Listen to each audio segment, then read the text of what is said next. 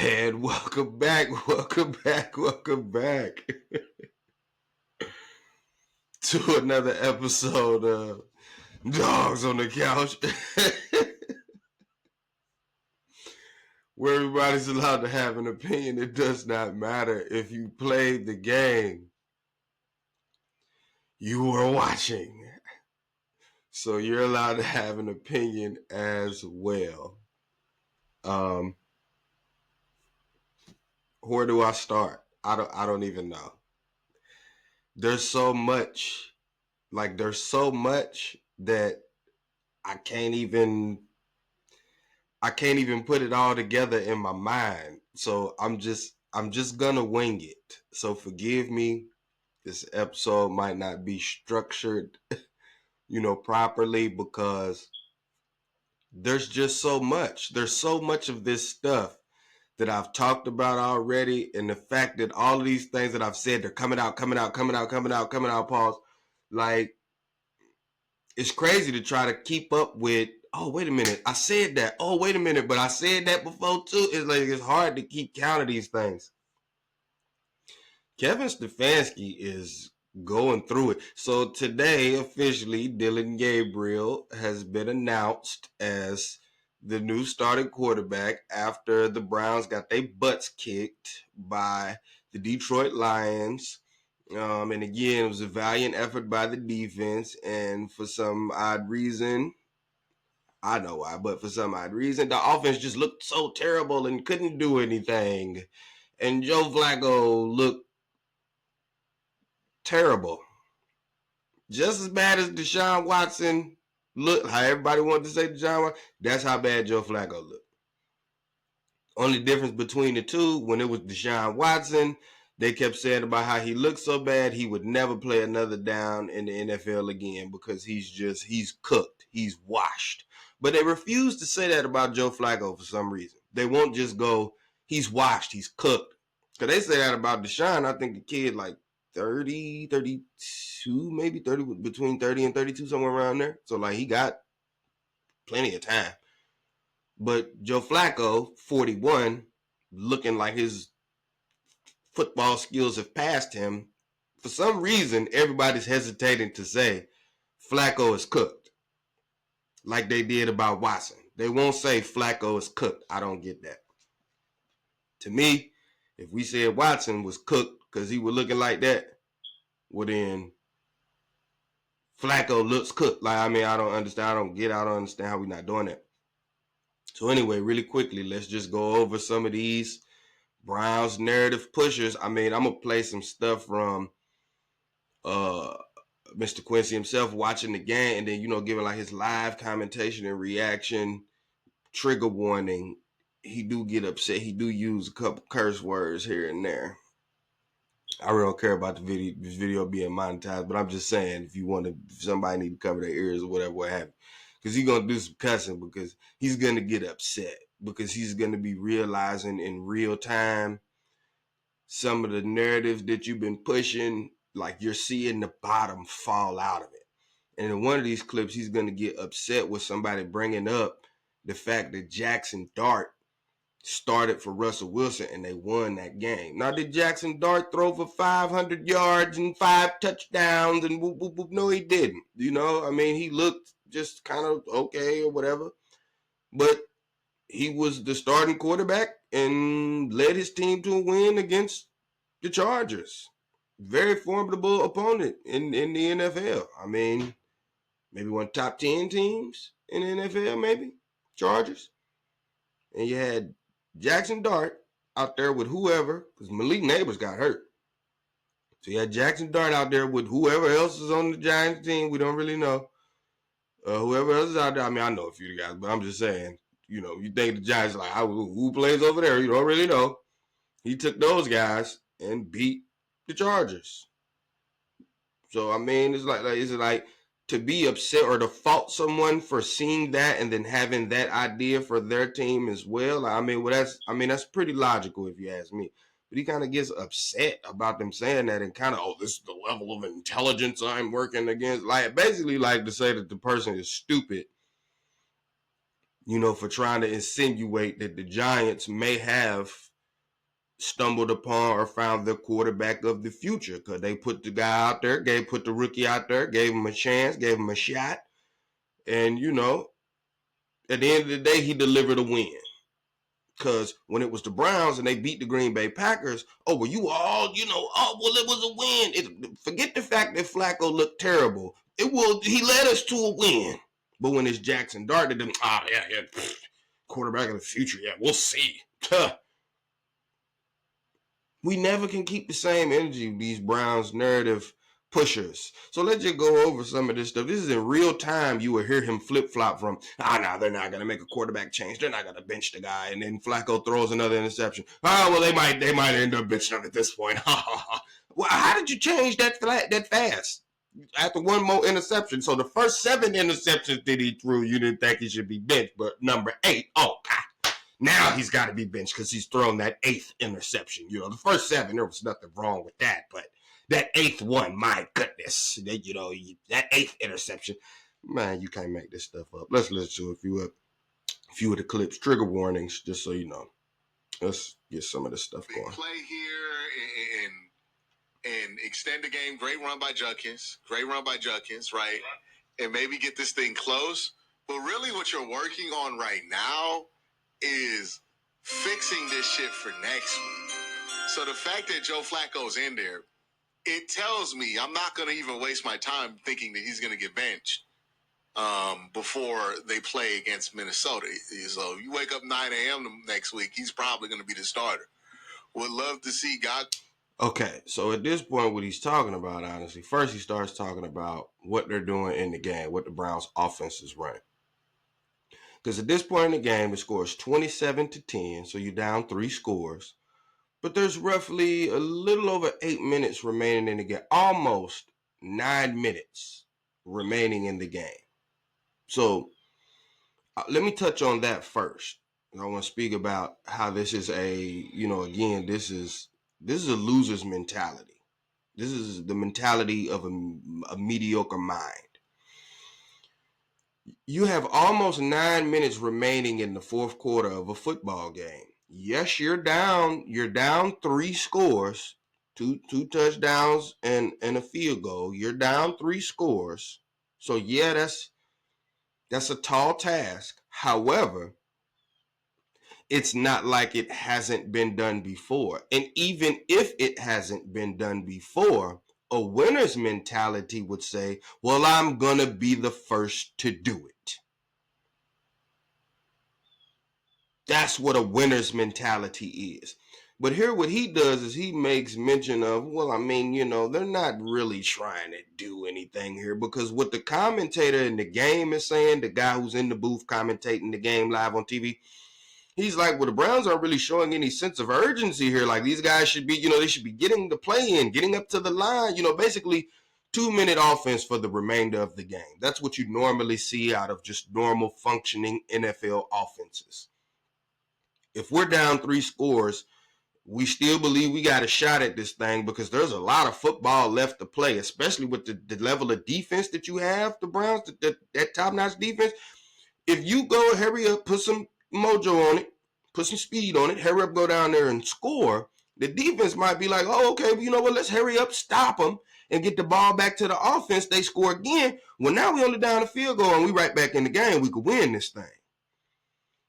But he's literally making an excuse for the offense, saying, again, with almost, it's about 8 minutes, 45 seconds, something like that remaining to go in the game. Almost 9 minutes left to go in the game.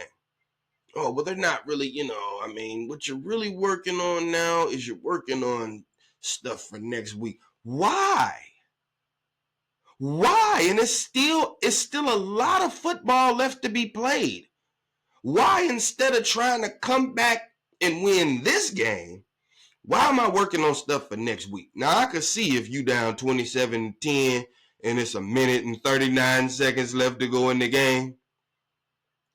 Or if you're down 27-10 and it's 2 minutes and 39 seconds left to go in the game, I could see you working on stuff for next week. But I'm pretty sure if you look at the NFL files, you can find games of teams that was down 27-10 with 9 minutes left to go in the game, and they came back and won. Them coming back and winning that game didn't start by, well, we're just working on stuff for next week. No, they never lost the mentality of, we can win this game. We are still in this game. But that's the difference in the mentality of a winner and a loser, or just a mediocre, somebody who's happy with mediocrity. Oh, being mediocre is fine as long as it's better than being trash. No, it's not okay. So that's for starters, the mindset of it being okay that your offense has basically mailed it in and you still got 9 minutes left to go in the fourth quarter and you've mailed it in. It's not like you down 50-0. It's 27-10. It's doable. Like, it's going to be hard, yeah, but it's doable. Like, we've seen it happen. Winners that have winning mentalities. Tom Brady did it in the Super Bowl against Atlanta. I'm talking about they were celebrating already. Tom Brady went to the sideline, put his head down, said some type of weird prayer. I don't know what he did. But at no point was he thinking to himself, oh, the game's over. We should just be working on stuff for next year. No. He was like, we still about to win this thing. That's what we finna do. So that's for starters. Shouldn't have that mentality. And then you hear him say, and then by them sending Joe Flacco back out there, I'm not even going to think about them benching that. They're not going to bench him. It's not going to happen. They're not doing that. I'm not even going to think about that. So when you wake up and he's still the starter, don't be surprised. We're not doing that. We're not going to think that. So that's what you said in one breath. We'll see if you keep the same energy a few moments later. How they say in the SpongeBob thing, a few moments later, we'll see if you still got the same energy. Let's listen to a few more of these clips of him. Trigger warning. Again, he gonna do some cussing. So just so you know, trigger warning. Considering that, like, hey, if they get like a big play here, a chunk play, then all of a sudden the urgency will be back. But this is what I'm saying. The fact that Flacco's in right now, it tells you they're not benching him anytime soon. Well, at least not this week.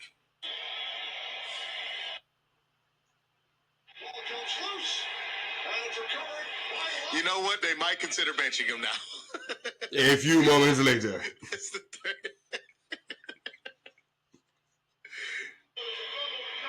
I mean, that might have done it. I'm not going to lie to you. That might have done it. That they were dead set at not benching him until that happened. That might have done it, man. So none of that other terrible quarterback play that he did before that mattered. I mean, literally, there's about a minute and, I don't know, 30-something seconds of game time that elapsed in between those two statements. And you went from all the way on the right to all the way over here on the left. You went from, there's no, I'm not even going to think about that. You went from that to, yep, they're probably going to bench him now. Yep, yeah, probably going to happen now.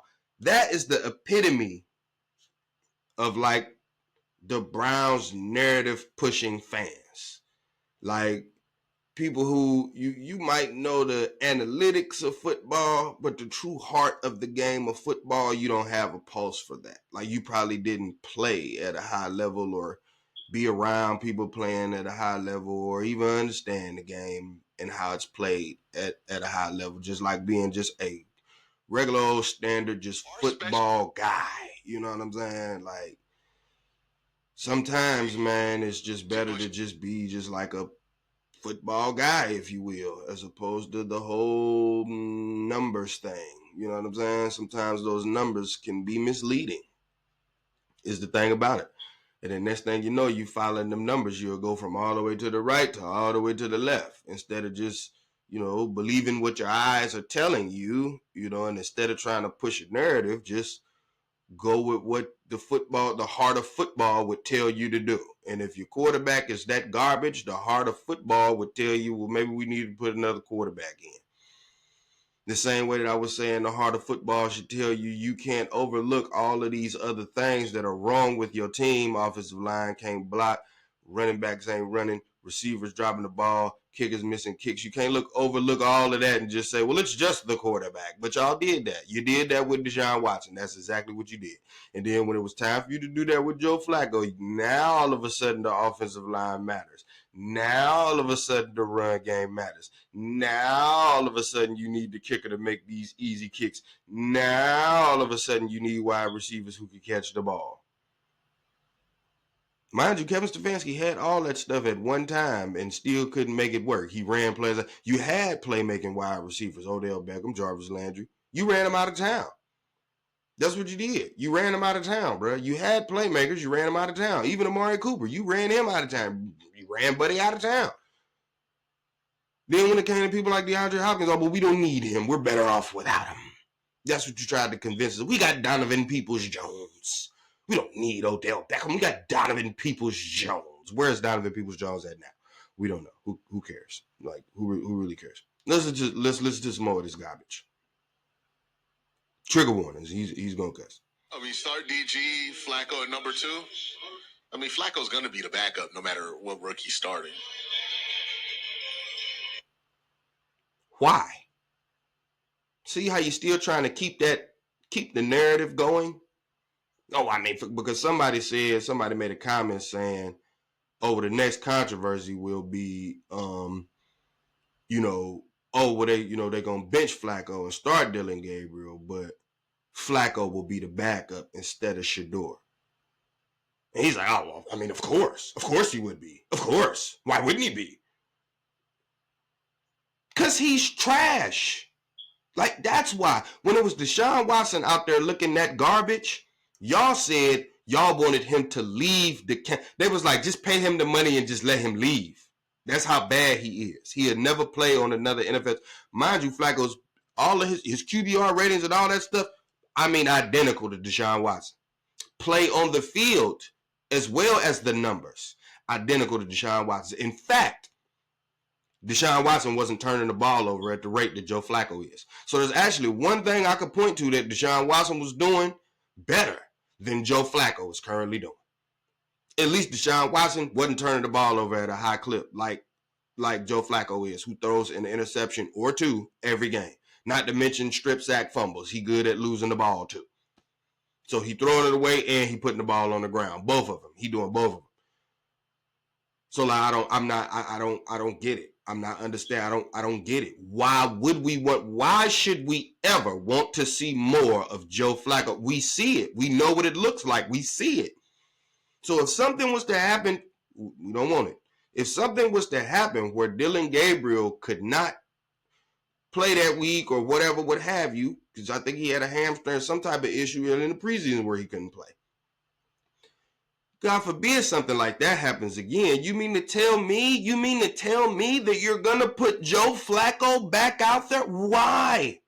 If that's the case, then we should never rule out the idea of seeing Deshaun Watson take another snap. If we're willing to send Joe Flacco back out there looking like how he's been looking, then why wouldn't we? What's the problem with putting Deshaun out there then? What's the problem with trying him again then? What's the problem with that? Because that was the consensus. We don't ever want to see Deshaun Watson ever take another snap in a Browns uniform. We don't ever want to see that. That'll never happen again. That was the consensus. Okay, cool. Well, why is that not the same rule applying for Joe Flacco? We snarled at everybody who said that Deshaun Watson should be able to get another chance. We laughed at those ideas, saying that guy was so horrible that there's no way he should ever take another snap in a Browns uniform. The exact same thing should be happening with Joe Flacco. The exact same thing. I would never want to see Joe Flacco take another snap in a Cleveland Browns uniform. Why? What have you seen to say, oh yeah, if Gabriel go down, then Flacco's going to give us the best chance to win? No, he's not. Because as bad as you think Shedeur is, I don't think he's going to look as bad as Joe Flacco. I'd bet a pretty penny on that one. I don't think he'll look as bad as Flacco. Will he be the next Patrick Mahomes? I don't know. Probably not. But I can pretty much guarantee that he's not going to look as bad as Joe Flacco has been looking. I I'm pretty sure of that, and I'm pretty sure that Shedeur is confident enough in himself to be looking at it and say, oh, yeah, I'm not finna play that bad. I'm not finna look that bad. That's god-awful. So, again, if we never wanted to see another snap of Deshaun Watson, then why on earth, if we do bench Flacco to start Gabriel, why would Flacco be number 2? Why? Oh, because he's the veteran. We have to, show him some respect. Well, that wasn't the case with Deshaun Watson. Flacco, you can be the veteran, and we can show you respect just at third string. That's also grab the clipboard, put the earpiece in, and you help coach these young men up. Because clearly Stefanski don't know how to do it. Okay. Let's listen to some more of this garbage. Again, trigger warnings. One of these, he's going to get the cussing real good. So trigger warnings. Like, the offense looks like shit right now, but most of y'all blaming that on the quarterback. So we'll see, man. We'll see. We'll know by the end of the year. I think they was talking about they was finally saying something about very Kevin. Bad right now. I don't know, man. Y'all were ready to sing his praises last week after beating the Packers. No, you were singing his praises last week, Quincy. When you saying y'all, you love to say y'all when it like you be a part of the y'all. Like you do. You be a part of it, bruh. So, like, what do you mean, y'all? It's like, no, you were singing Kevin Stefanski's praises last week when he beat the Green Bay Packers because, it's just all about winning. And I agree it is. It's all about winning, It's just we had to be real about the fact that you didn't win because of the offense, okay? So, for you to still try to, last week you guys were singing his praises. Like, no, that was you. We was all still saying that they was trash, and you was just trying to be like, well, but you won the game. So we don't need to, do too much focusing on how garbage that is. We'll see. We'll probably get it figured out next week, but for now, we just need to celebrate the win. And that's all we need to worry about is just celebrating the win. So we wasn't singing Stefanski's praises. That was you, buddy. Like that's who was singing Stefanski's praises. Trigger warning. If you're gonna do some cussing, let's hear some more of this garbage. Quarterbacks every week, it's because I understand the reality. Oh, hold up. Yeah, this is some real garbage you finna say. This is just the reality of your quarterbacks not being good. This is just the reality of it, right? You wonder why I break down the college quarterbacks every week? It's because I understand the reality that the Browns don't have a good quarterback right now. At least we're not aware of a good quarterback on this roster right now. And until we have a good quarterback, we're living this fucking life. This is the life we're living.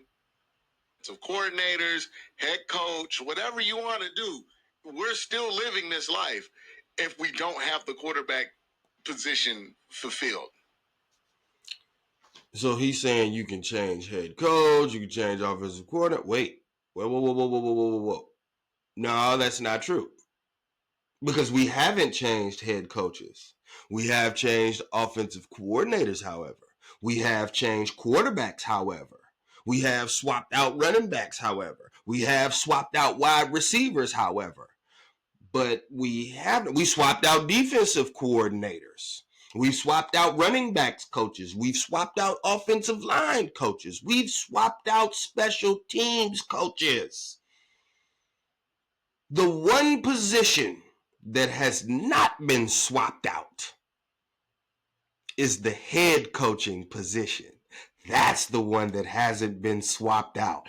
That's the common denominator in all of this garbage that has taken place over the last 5.5 to 6 years. The head coach is the one position that has not been swapped out.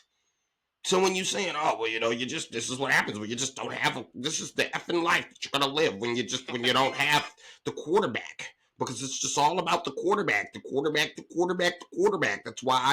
why I evaluate the college quarterbacks. None of them good.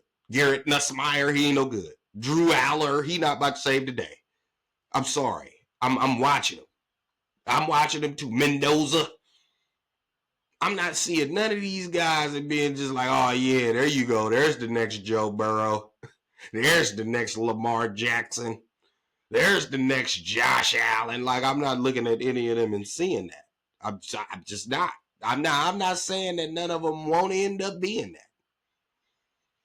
There's more tape that could end up being put out on these guys. I mean, heck, it was looked at like Cam Ward was supposed to turn around the Tennessee Titans. They looked just as garbage as they did before they drafted him. And he was supposed to be the only one that was considered a franchise QB out of all the QBs.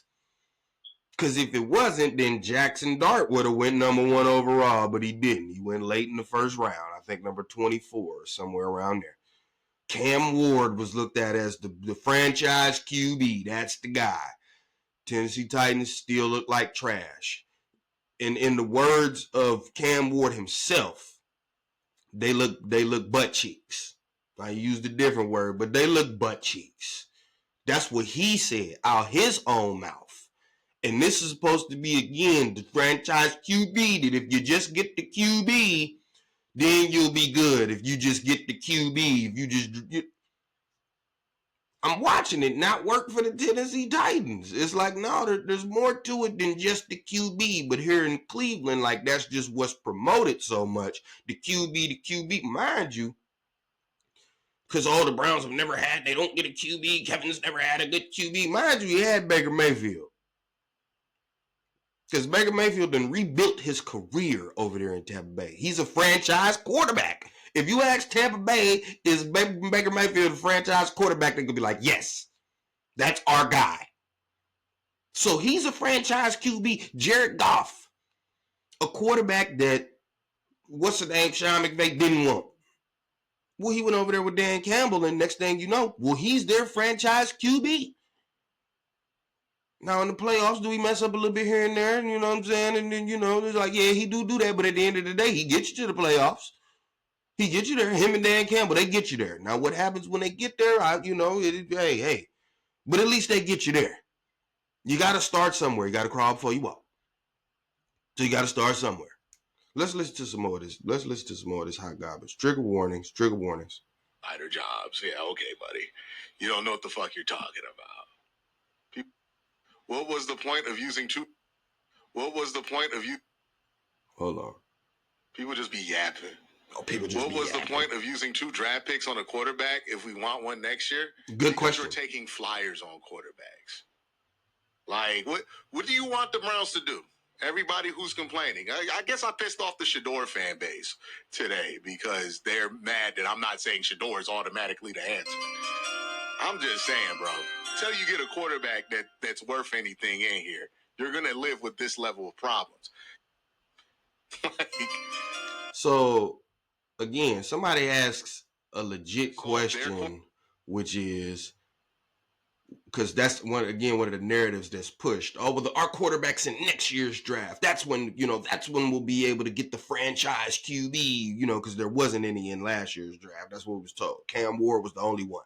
Wasn't no more franchise QBs. The only one was Cam Ward. That's it. That's what we was told. The franchise QB is in next year's draft. Now, we just being honest, I ain't seen a QB in college this year that looked better than Cam Ward did last year. I ain't seen one. I haven't seen it. I'm yet to see it. I haven't seen it.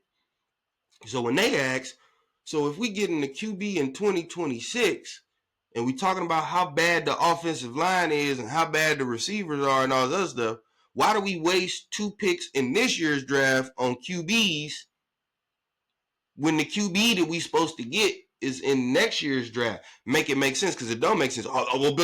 Because you're taking flyers on QBs. Because you're taking flyers on them.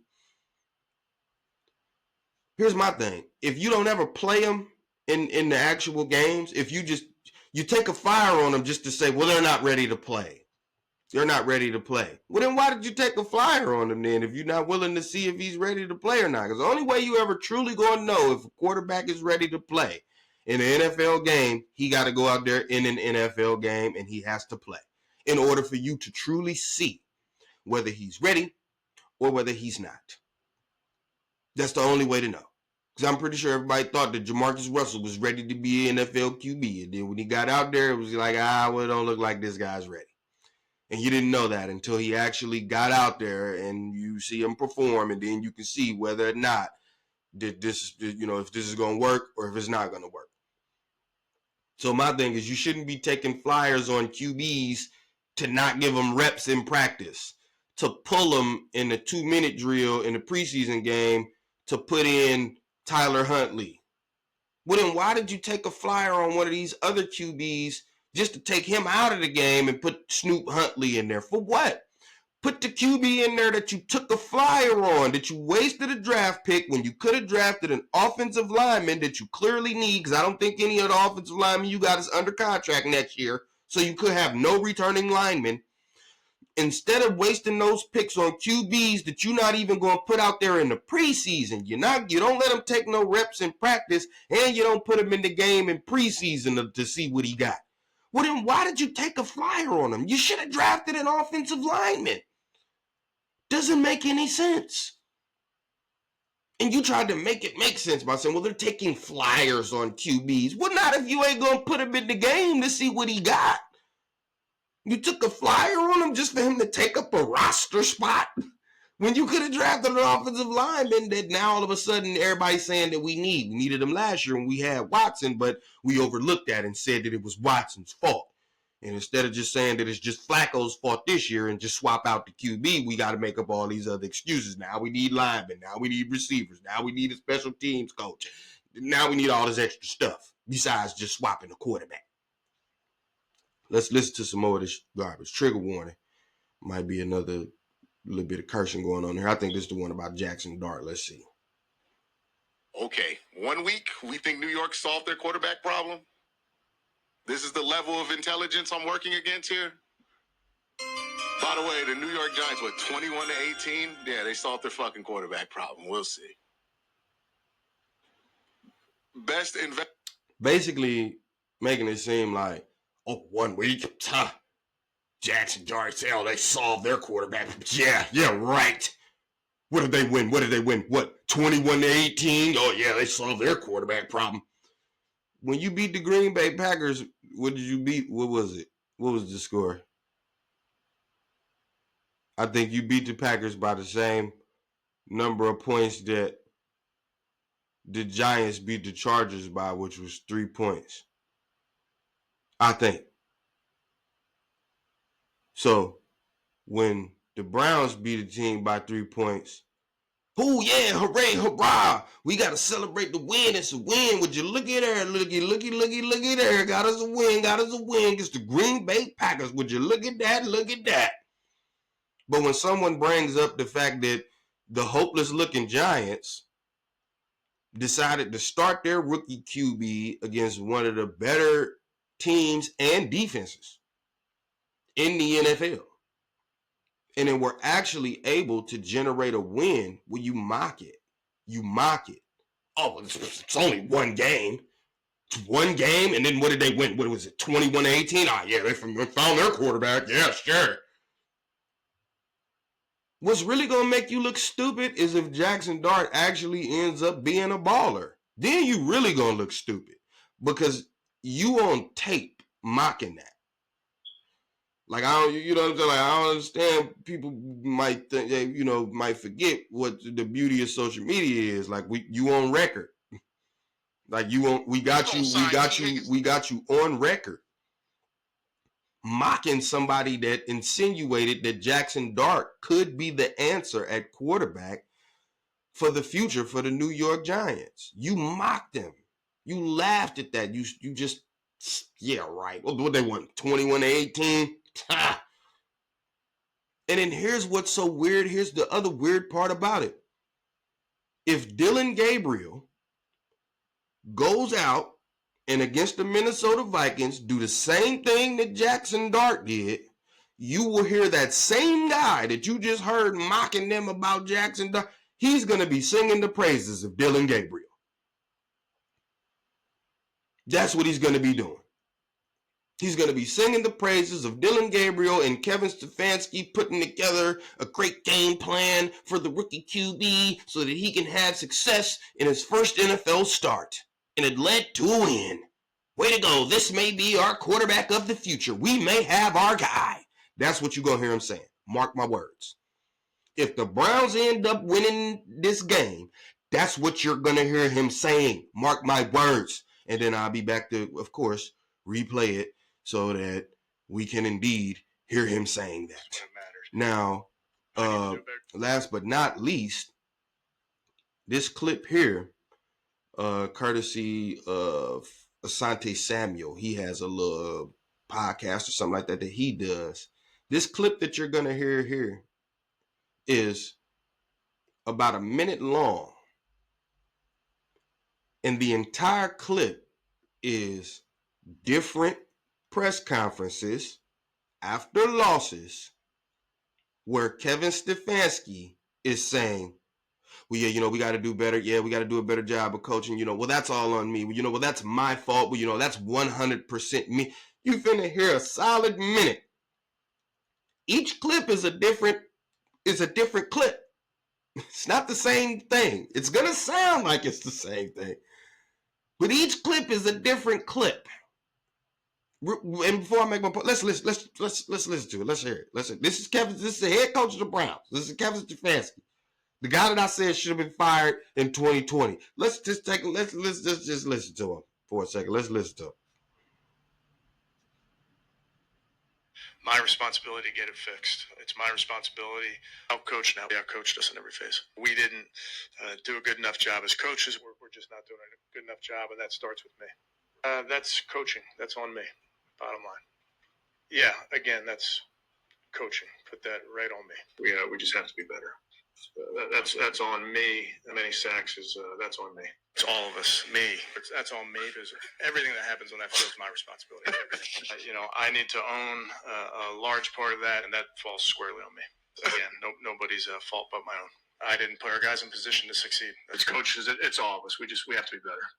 It is 100% me. I got to put the guys in position.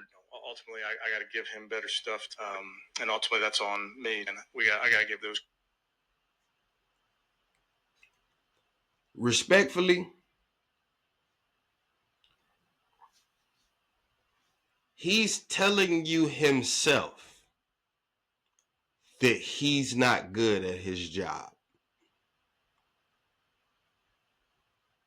Because me saying it, I don't know what I'm talking about. What do I know? I'm just a MFer on the couch. Hence the name of the show, Dogs on the Couch. I'm just an MFer on the couch. What do I know? What do I know? Well, since you won't take it from me, how about you take it directly from the horse's mouth? My man just told you. And I'm pretty sure there's many more clips, because there was more clips of it today when he was giving his, with the Dylan, he had to introduce the Dylan Gabriel and everything like that. And so when you giving the press conference, people asking questions, different stuff like that. I heard him in the press conference today. We got to be better. We got to do better. We got to run better. We got to block better. We got to pass better. Duh. I mean, that would be like the basketball coach saying we got to dribble better, we got to shoot better, we got to pass better. Duh. I mean, what about the X's and O's part, though? I mean, you telling us something that me just being an MFer on the couch, well, I mean, I could say that. Like, I know that. That's very simple. So if you don't want to take it from me, how about you just take it from the head coach himself? He keeps telling you, well, that's my fault. Well, that's squarely on me. That's 100% my responsibility. I mean, that falls on the coaches. And then, mind you, all of the other coaches have had changes. He's the only coach that hasn't been swapped out. All of the rest of the other coaches have been swapped out. He's the only coach that has not been swapped out. Players, the talent that has come through here, it's all been swapped out. All of it. The talent that we had 5 to 6 years ago, that was supposed to sustain us for the next 5 to 6 years, give us that championship window for 5 to 6 years, it was all ran out of town by him. Because he runs a my way or the highway system. And then I hear him in the press conference today, well, you know, with any quarterback, you know, you kind of want to do stuff, you know, that suits that quarterback, that fits that quarterback. But you didn't want to do that when it was Deshaun Watson. Deshaun Watson had to keep telling you, hey, man, I don't like this stuff. And then for Stefanski, it's like, oh, well, you want to go against me? Oh, you know what? Well, I'm finna sabotage it.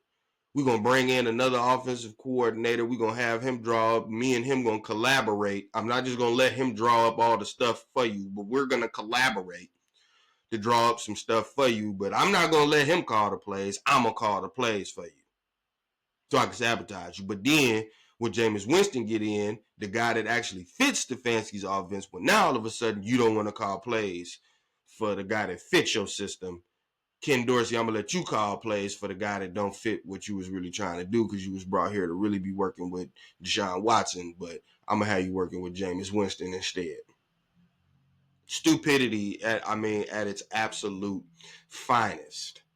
So, again, take it from the horse's mouth himself. That man just spent a minute in several different clips telling you he's not good at his job. He's telling you himself he's not good at his job, that it's all on him, that it's his fault. He's the one telling you that. Take it from him. So, I said it before, I'm going to say it again.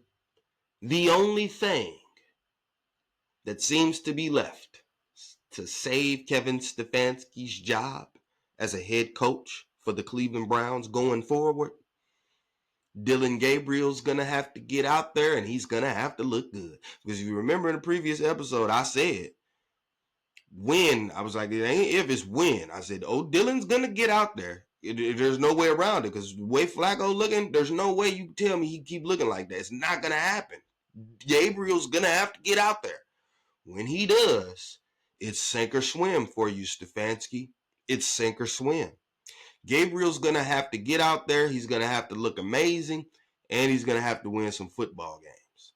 Because if he gets out there and he looks amazing, but you still don't end up winning, what I think might end up happening, you'll still get fired.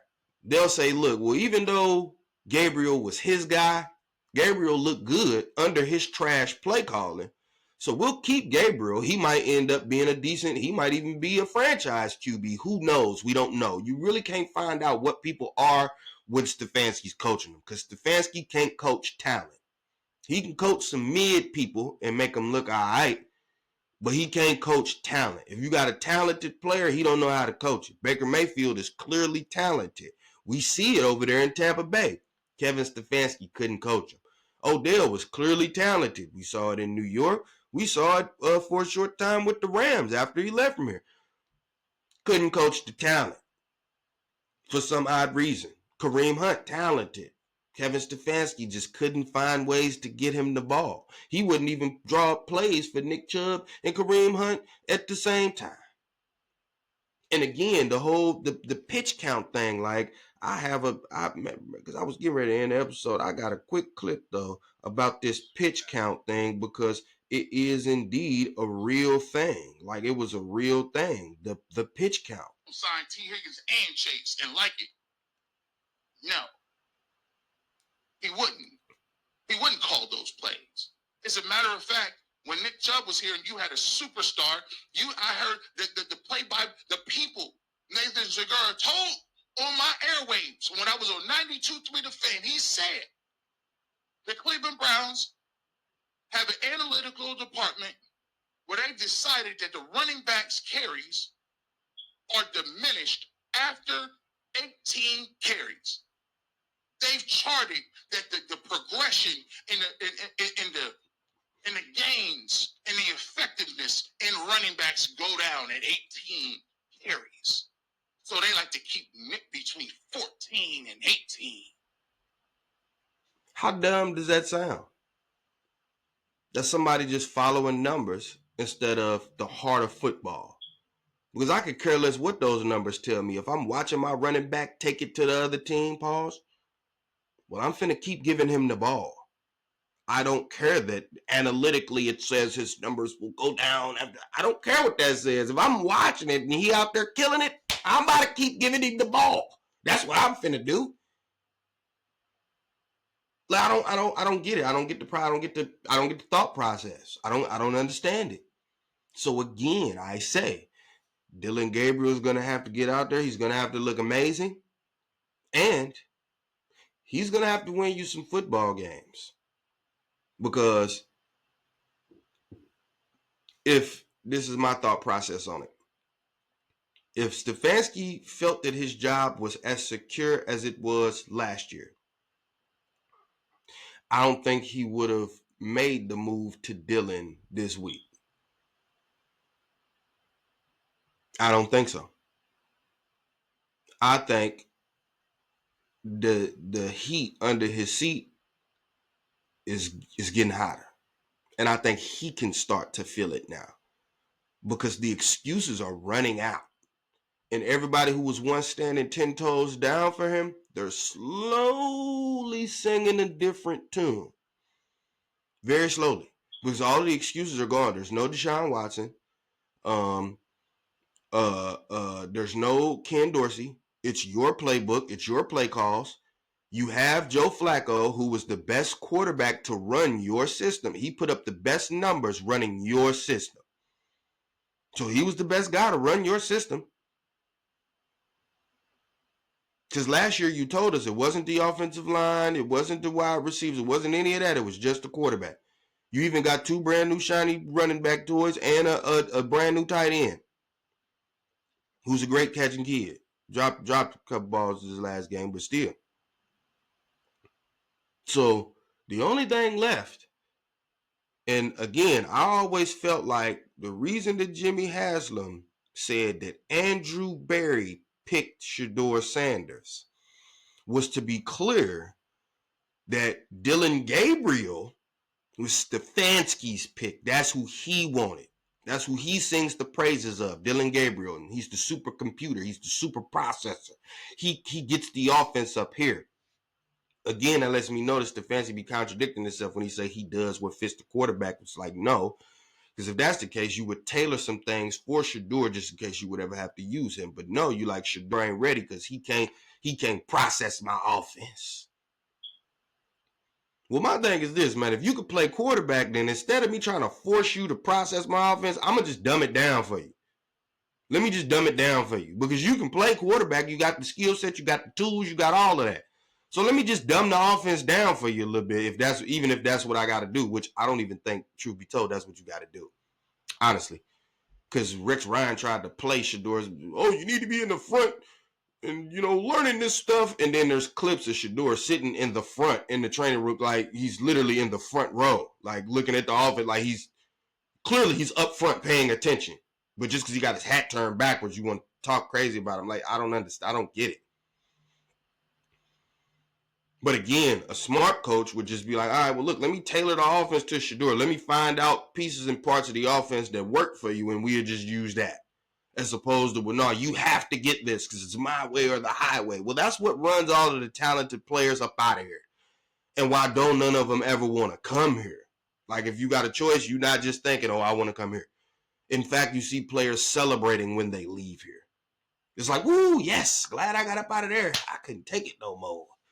All that garbage that was going on over there, I don't want, man, I'm glad I got away from there. So again, Stefanski, you on the clock. This is your QB. I don't want to hear anybody say that this is not. Stefanski never got his guy. This is his guy. He was a 3rd round pick. Well, you shouldn't have never drafted him then. If you want to say, he's 3rd round. He's not really winning. You should have picked an offensive lineman then. This is your QB. This is who you picked. You could have picked Jackson Dart. This is your guy, Stefanski. Dillon Gabriel is your guy. You have your guy now. And you just made a trade for some offensive lineman. We'll see how he works out. But this is your guy. For your sake, man, I hope you look good and I hope you win some games. Because if he doesn't, I'm going to be even more right. Dogs on the couch, signing off.